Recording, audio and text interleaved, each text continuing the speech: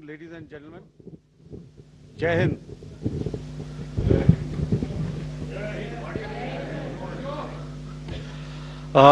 Welcome to this special press conference on Operation Sindur.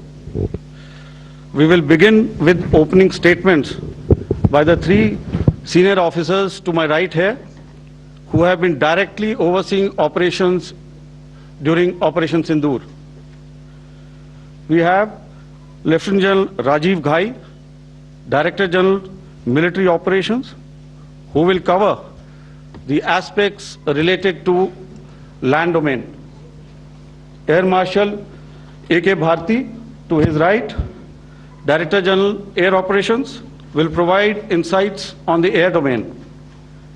And to my right is Vice Admiral A.N. Pramod, Director General Naval Operations, who will cover aspects on maritime domain. Following their briefings, we will move on to the question answer session. I now request the DGMO to commence the opening brief. Thank you, Sandeep.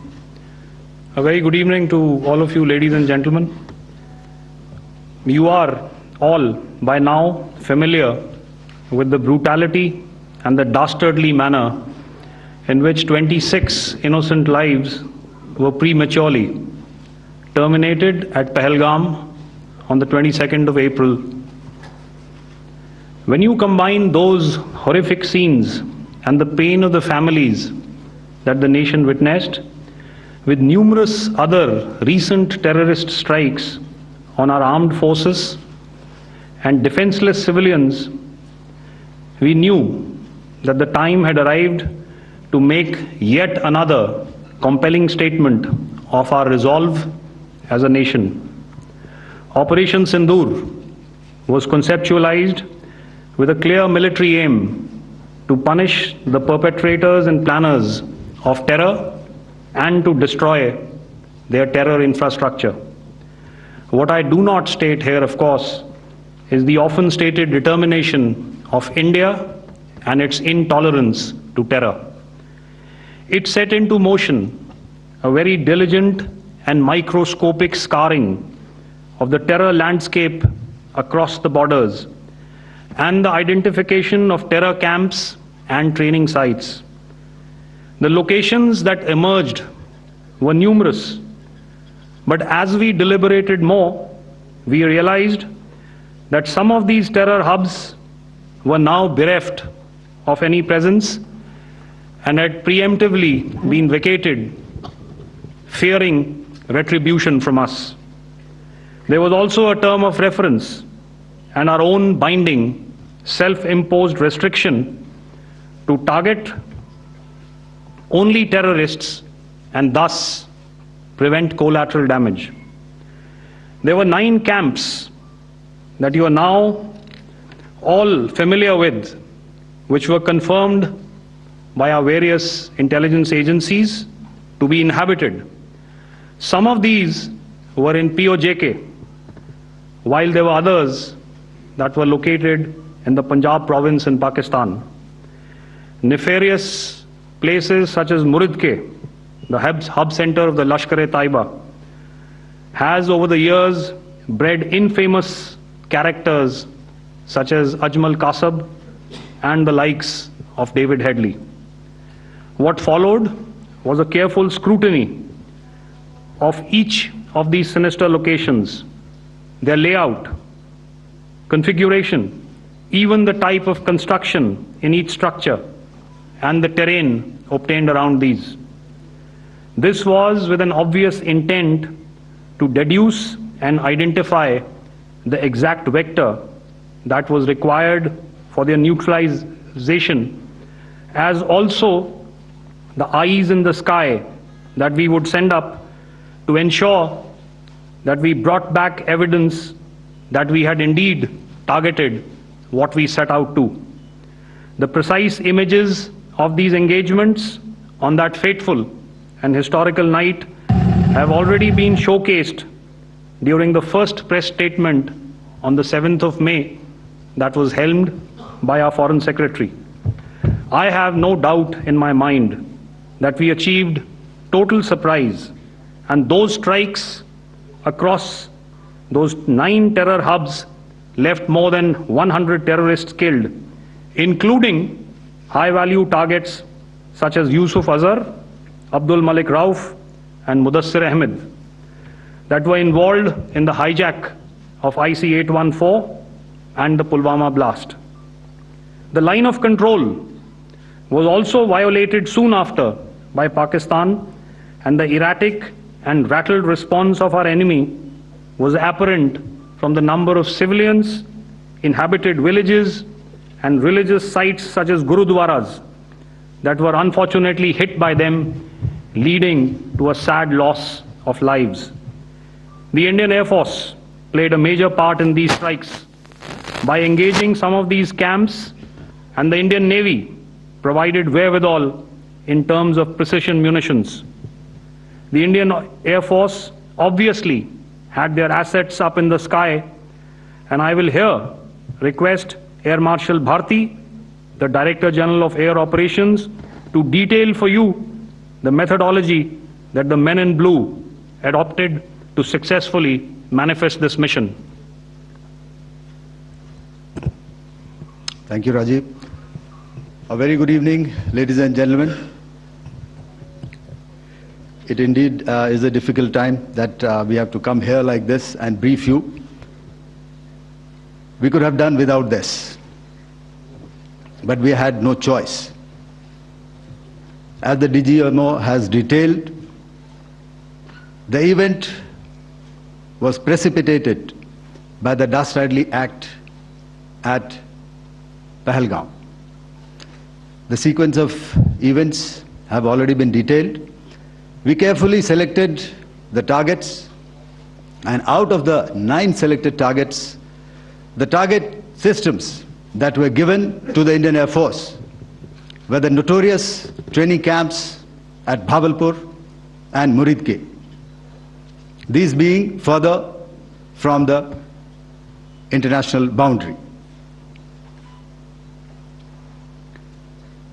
Through critical target system analysis, we analyzed what was to be done to annihilate these targets and plan to engage these targets with precision air-to-surface guided munitions so as to avoid collateral damage. The modalities of planning process I will not go through at this instant. However, what I would like to show you is the results that we achieved through our targeted air strikes. Could I have the second slide, please?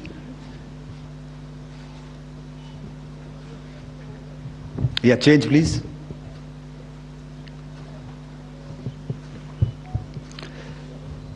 Okay.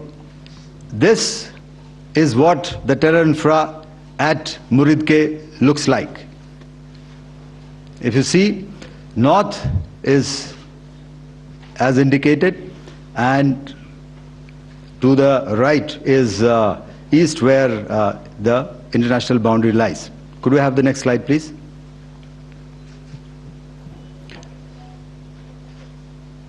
Orientating.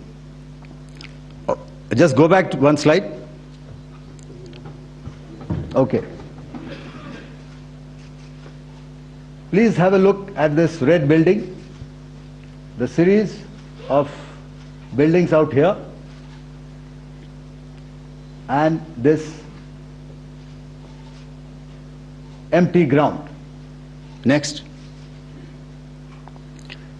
If you relate, the empty ground is here, and you see this is the first weapon that is impacting. This is the impact point number 1 on Muridke training camp with our precision guided weapons on early morning 7th. Next, please. Keep your eyes glued for the second weapon coming in and the second impact on the selected target point. Next slide, please.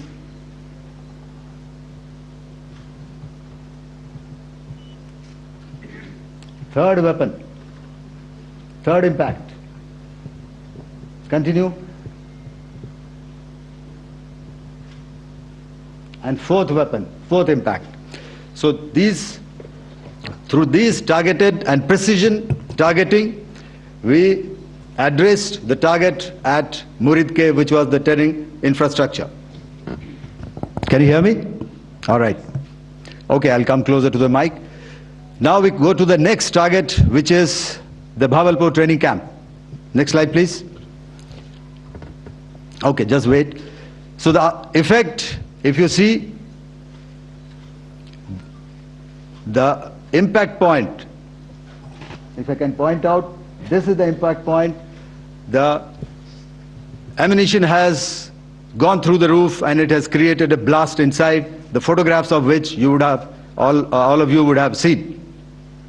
And the red building, after that there was this double-story building. It has been completely decimated by precision targeting.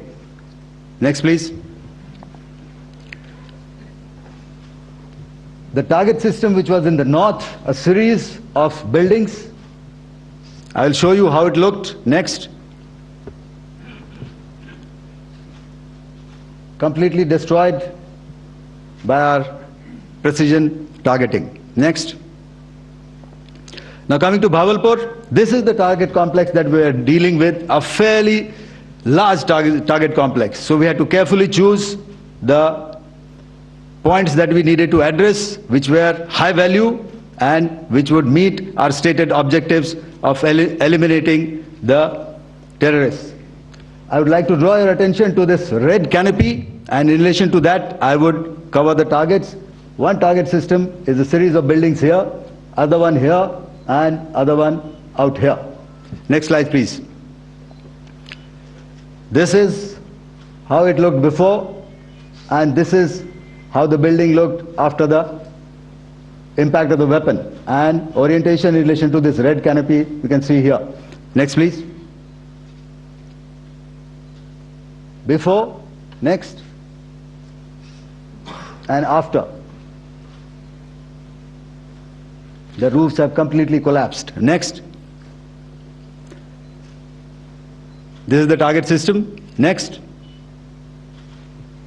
Precision targeting, and we have achieved our objectives here.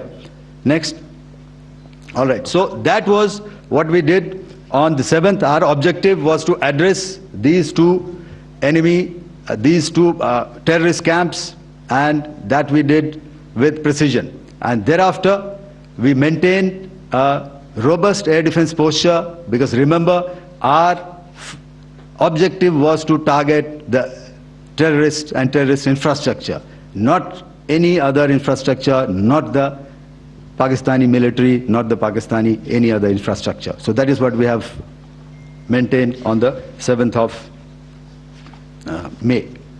However, what we saw in the evening of 7th of May, we were saturated with a raid of Pakistani unmanned aerial vehicles and small drones. And these came in waves in our civilian areas, over our military installations, and all of them were successfully intercepted. Few of them did manage to land. However, there was not much damage that they did. And we have our robust counter-US hard kill and soft kill systems which did the job. However, the difference here was that we had targeted the terrorists. The adversary now has targeted our civilians and the military infrastructure. So it had to be responded to. So in a quick and calibrated response, that very night, we struck their radar installations at Lahore and close to Gujranwala, the LYT installation, to indicate to him that we are ready, yet we do not want to escalate. Our fight was with the terrorists and not with the Pakistani military establishment. Thank you. Thank you, Air Marshal Bharti. So, ladies and gentlemen, he's outlined operations not only on the night of 6th and 7th of May, when Operation Sindur commenced, but also on the subsequent night.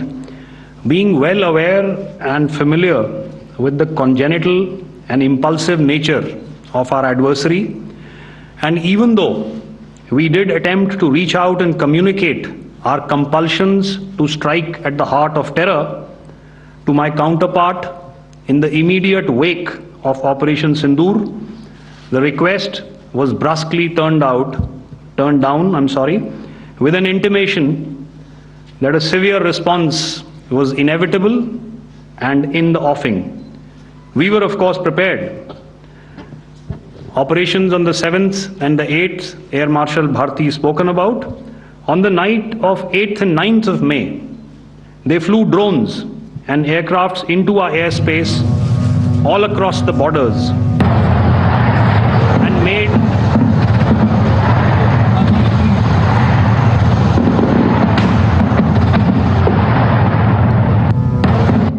and made largely unsuccessful attempts to target numerous military infrastructure. Violations on the line of control by Pakistan also commenced yet again and precipitated into fierce arty engagements. The air operations on the night of 8th and 9th of May, I'll yet again request the DG Air Operations to cover.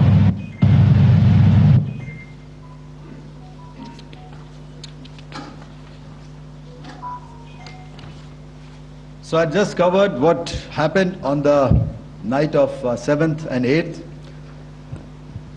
What we found that on the night of 8th and 9th, starting as early as 22:30 hours, our cities had a mass raid of drones, unmanned aerial vehicles, UCAVs, starting right from Srinagar, going down right up to Nalia. It was a mass raid in waves, and it was relentless. However, we were prepared, and our air defense preparedness ensured that there is no damage on ground or to any of the intended targets that the enemy might have planned for. The difference between 7th night and 8th night was that on 7th night, he sent in his Jihad class of UAVs, however, these UAVs can go some distance, they are armed. However, on the 8th, less numbers of armed UCAVs were there or UAVs were there, and more numbers of quadcopters, maybe for surveillance or just for harassment of civilians. This continued till midnight. Our air defense preparedness ensured that there was no damage on the ground, either to the military installations or to the civilians. However, the enemy had yet again shown that he wanted to up the ante and he wanted a fight, and we were up to the task. In a measured and calibrated response, we once again targeted his military installations, which included his SAM sites at Malirkant. This also included his surveillance radar sites at Lahore and close to Gujranwala.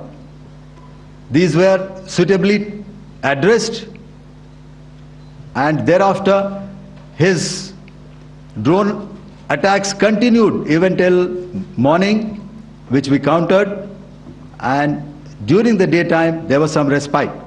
Here I would like to bring out another aspect. What we found was that while the drone attacks were being launched from somewhere close to Lahore, enemy had allowed his civilian aircraft to also continue to fly out of Lahore.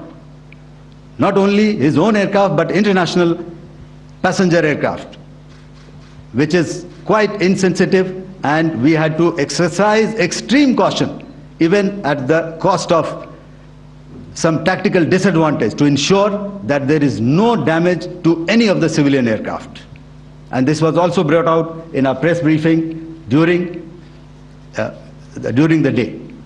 So I will now hand over to my colleague to cover the events of 9th onwards.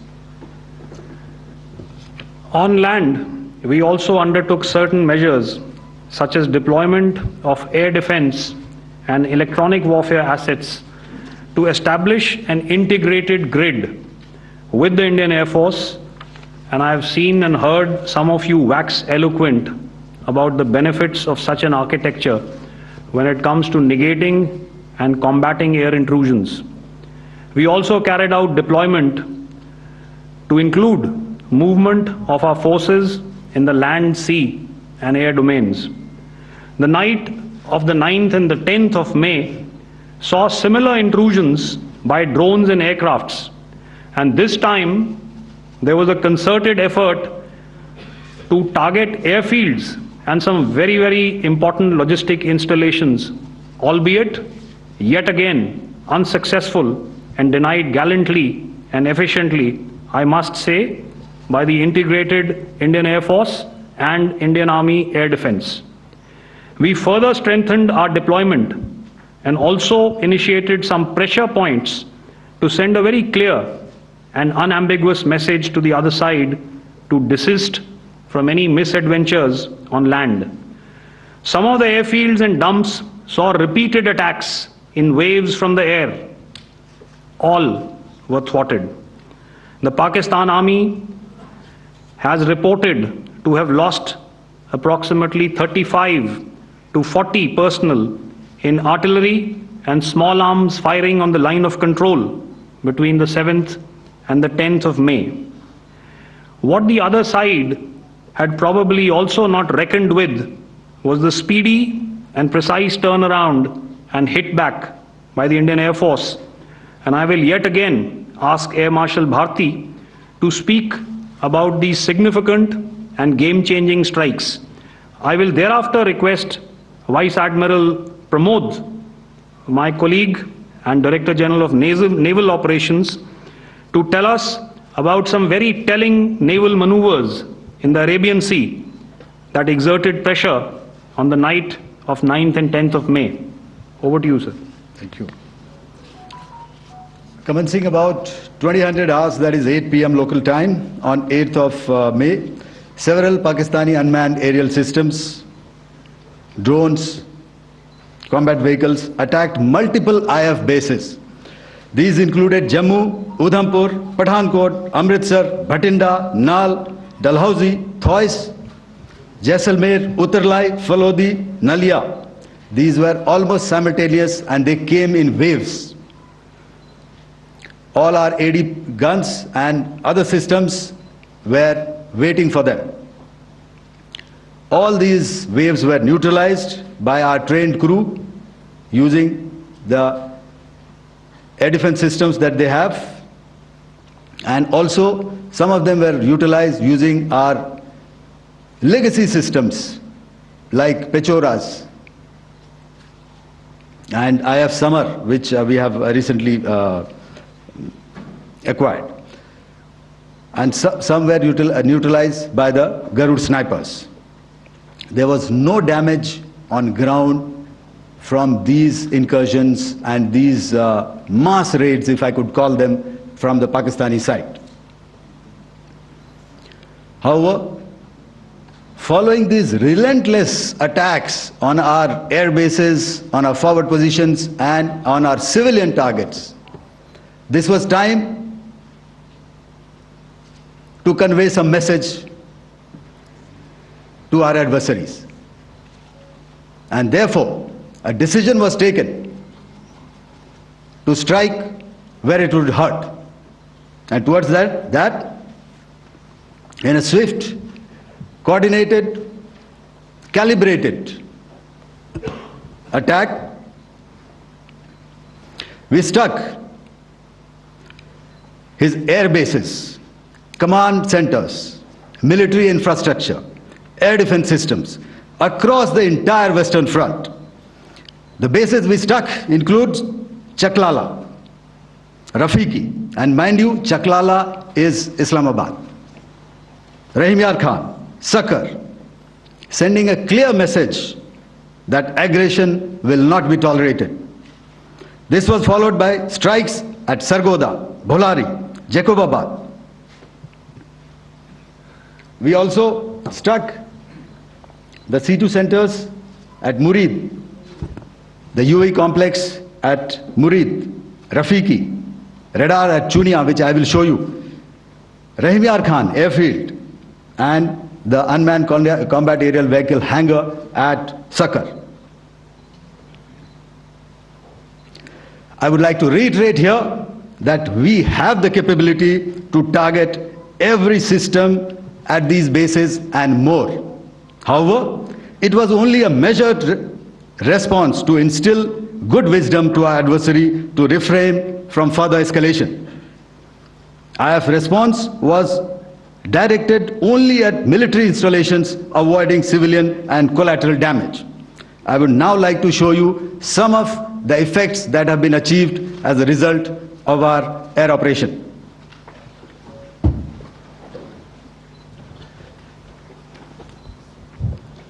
Here is the Pasrur air defense system, if you could see. Zoomed up view, this is the radar mounted on a high tower. And after the strike,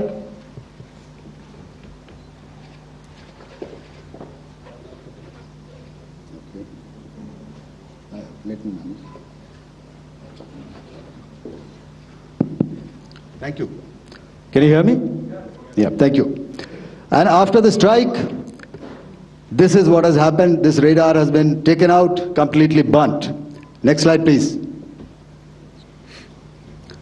The Chunia air defense radar, which was taken out on 7th and 8th. This is the radar site.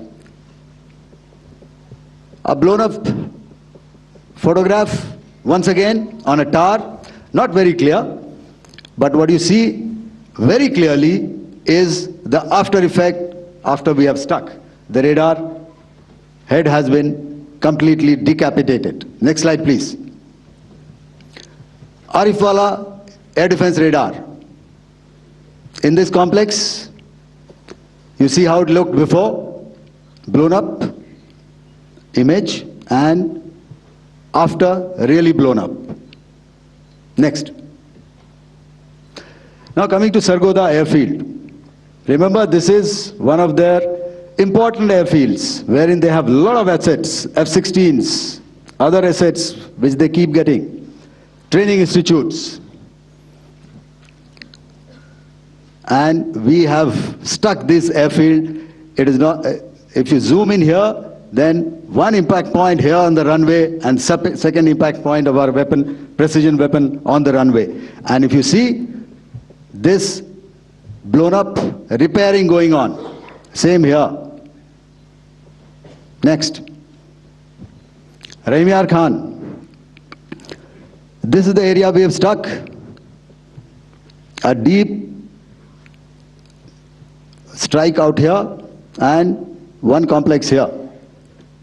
So this is how it looked before, and the same, you see a big crater, another crater here, and this complex after strike neutralized. Next.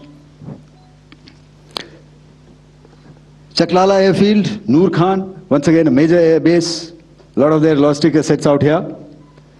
This was the chosen complex that we intended to strike and convey a message.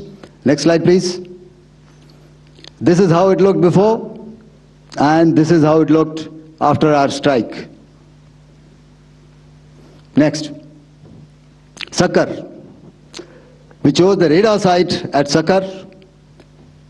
This is the radar site, and after it was struck, this is the aftermath, completely burnt out.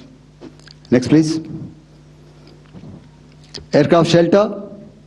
This is how it looked before the strike, and this is how it looked after the strike.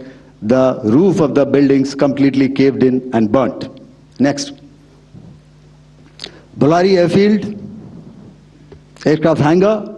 This is how it looked before, and this is how it looked after the precision strike. Next.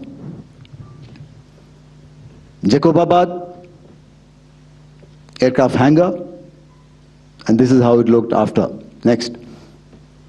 So what I'm trying to convey here, ladies and gentlemen, is to start with, Our fight was neither with the Pakistani military nor with anybody else who's there on the other side. Our fight was with the terrorists. We neutralized the terrorists that we selected to be neutralized, and thereafter we only maintained the air defense posture. However, we were relentlessly pounded by waves after waves, night after night, by his UCAVs, by his drones, and by his other unmanned aerial systems. And that left us with no choice but to retaliate, and yet our retaliation was calibrated, it was graduated, and it was proportionate. Thank you.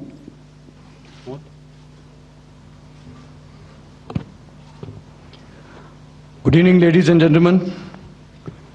In the aftermath of the cowardly attacks on innocent tourists at Pahalgam in Jammu and Kashmir by Pakistani-sponsored terrorists on 22nd April, the Indian Navy's Carrier Battle Group, surface forces, submarines and aviation assets were immediately deployed at sea with full combat readiness in concert with the joint operation plan of the Indian Defence Forces. You may be aware that we tested and refined tactics and procedures at sea during multiple weapon firings in the Arabian Sea within 96 hours of the terrorist attack. The aim was to revalidate our crew, armament, equipment and platform readiness to deliver various ordnance on selected targets precisely. Thereafter, our forces remained forward deployed in the Northern Arabian Sea in a dissuasive and deterrent posture with full readiness and capacity to strike select targets at sea and on land, including Karachi at time of our choosing. The forward deployment of the Indian Navy compelled Pakistani naval and air units to be in a defensive posture, mostly inside harbors or very close to the coast, which we monitored continuously. The Indian Navy maintained seamless maritime domain awareness throughout the duration and was entirely aware of the location and movement of Pakistani units. In effect, we had and continue to have good battle space transparency using our maritime domain awareness grid. As you are aware, our response has been measured, proportionate, non-escalatory, and responsible from day one. Accordingly, the calibrated approach considered all options, including the ability of the Indian Navy for offensive action from and at sea. As part of this escalation control mechanism, the application of force by the Navy was planned in a synchronized manner in coordination with the Army and Air Force, the highlight being teams from the three services working closely in an integrated manner.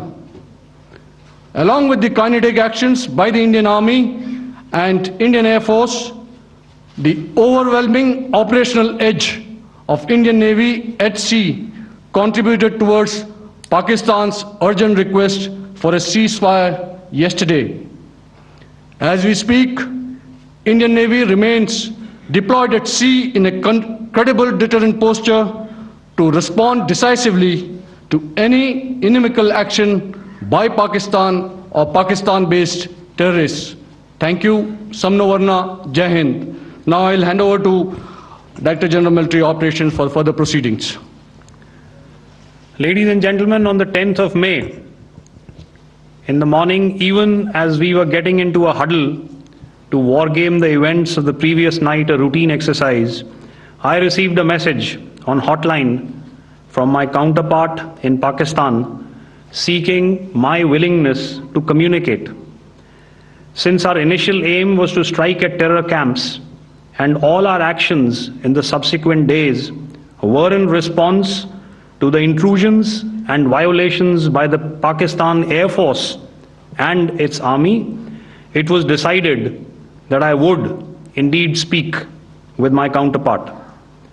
You are already aware I've seen it being covered on national television, that my communication with the Pak DGMO was conducted at 15:35 hours yesterday and resulted in cessation of cross-border firing and air intrusions by either side with effect from 1700 hours 10th of May, after he proposed that we cease hostilities. We also decided to further speak on the 12th of May, that's tomorrow, at 1200 hours, to discuss the modalities that would enable the longevity of this understanding. However, disappointingly, and must I add, expectedly, it took only a couple of hours for the Pakistan Army to violate these arrangements by cross-border and across the line of control firing, followed by drone intrusions across the expanse of the Western Front through last night and in the early hours of the morning today. These violations were responded to robustly and dealt with as they must be. We have earlier today sent another hotline message to my counterpart highlighting these violations of the understanding between the DGMOs on the 10th of May and our firm and clear intent to respond to these fiercely and punitively, if repeated tonight, subsequently, or later. In this regard, I must inform all of you that the Chief of Army Staff has earlier today conducted a security review and has granted full authority to our Army commanders for counter-actions in the kinetic domain in case of any violation by Pakistan. In the end, I pay my solemn homage to my 5 fallen colleagues and brothers from the armed forces and civilians who have tragically lost their lives in Operation Sindur. Our hearts go out to the bereaved families, and we express our solidarity to them in this lifetime and beyond, at this grave juncture in their lives. Their sacrifices shall always be remembered and spoken of in glowing terms by a grateful nation. We have thus far, ladies and gentlemen, exercised, and my colleague Pramod highlighted this, immense restraint, and our actions have been focused, measured, and non-escalatory. However, any threat to the sovereignty, territorial integrity, and safety of our citizens will be met with decisive force. Jai Hind.